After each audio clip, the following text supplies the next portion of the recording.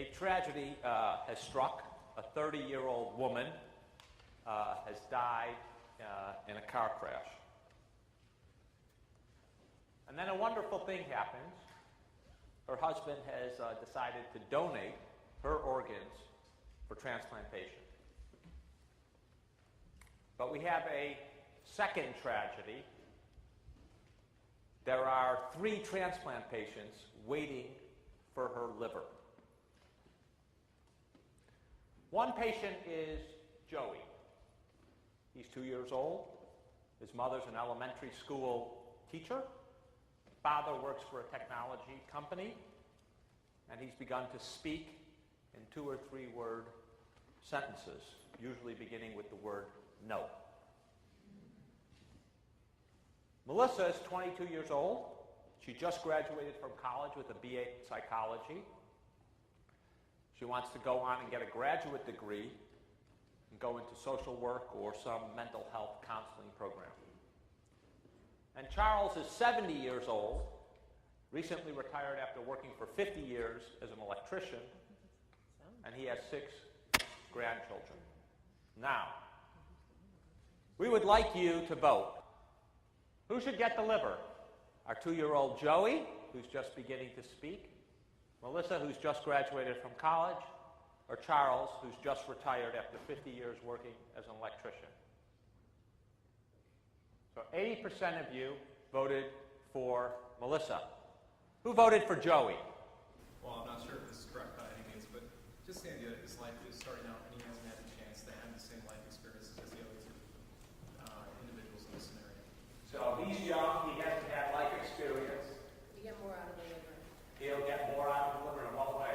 We collectively will get more years out of the liver. So we'll get more years out of the liver. If he lives to 70 years, he'll have 70 years. If Melissa lives to 70 years, she'll have another 50.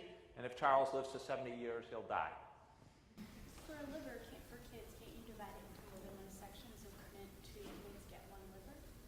There's only 1 kid right now available. So one possibility is if this liver were available to be divided, we might be able to save more people. Is that an argument for giving it to Joey or an argument for... Okay, because we can save someone else in addition to Joey. Yeah. Sorry.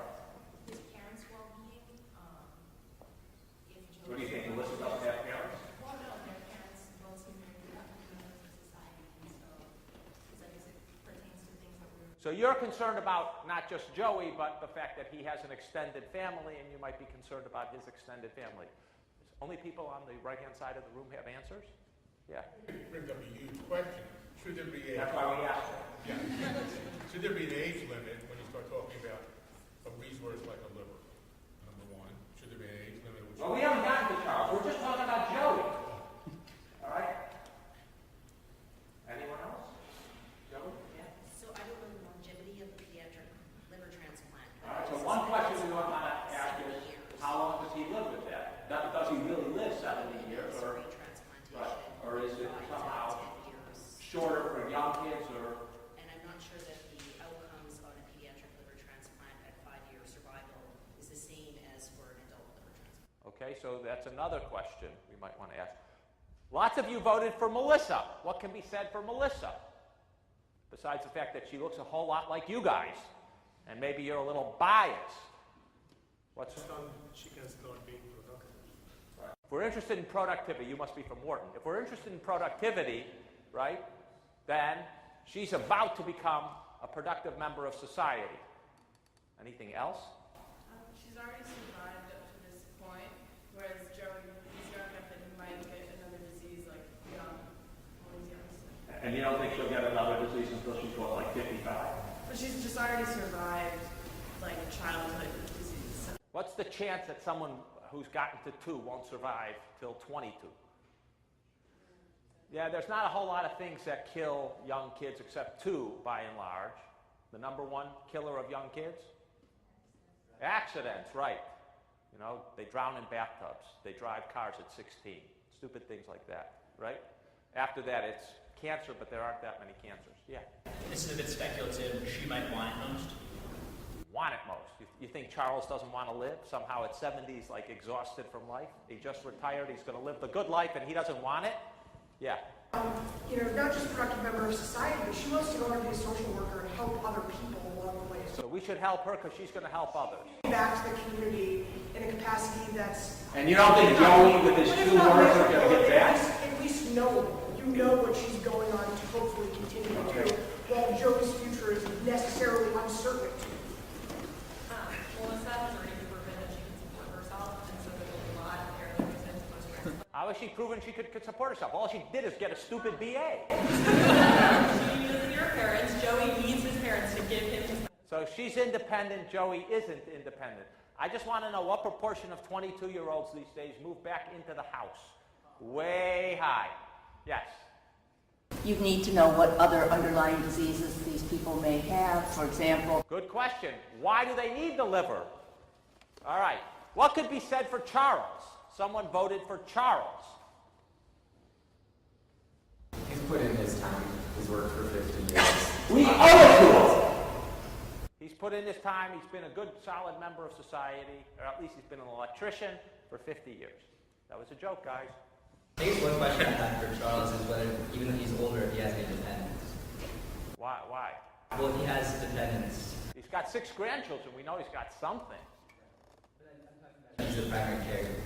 So you think a dependent should count here, and if the more dependents he has, right, the more people he spread around the world, the more we should give him the liver? Possibly, I think it's an argument. I don't know if All right. It's at least a plausible argument. Anyone else? No other argument for Charles? Yeah. Ability to pay for treatment? He's richer than anyone else. Okay. Ability to pay. All right. There are some resources in this world that are absolutely scarce. No matter what we do, supply cannot meet demand, or only by redirecting a huge amount of resources could we possibly meet the allocation and meet the demand. And even in the interim, when we haven't fully met demand, we would still have a problem of scarcity. Those kind of resources we call absolutely scarce. Organs for transplantation, and in particular, as we'll discuss in a second, livers for transplantation satisfy this criteria of absolute scarcity. Vaccines, antiviral drugs, ICU beds during a pandemic emergency, if somehow we have another huge flu emergency like we had in 1919, we will not have enough vaccines. We will not have enough antiviral medications.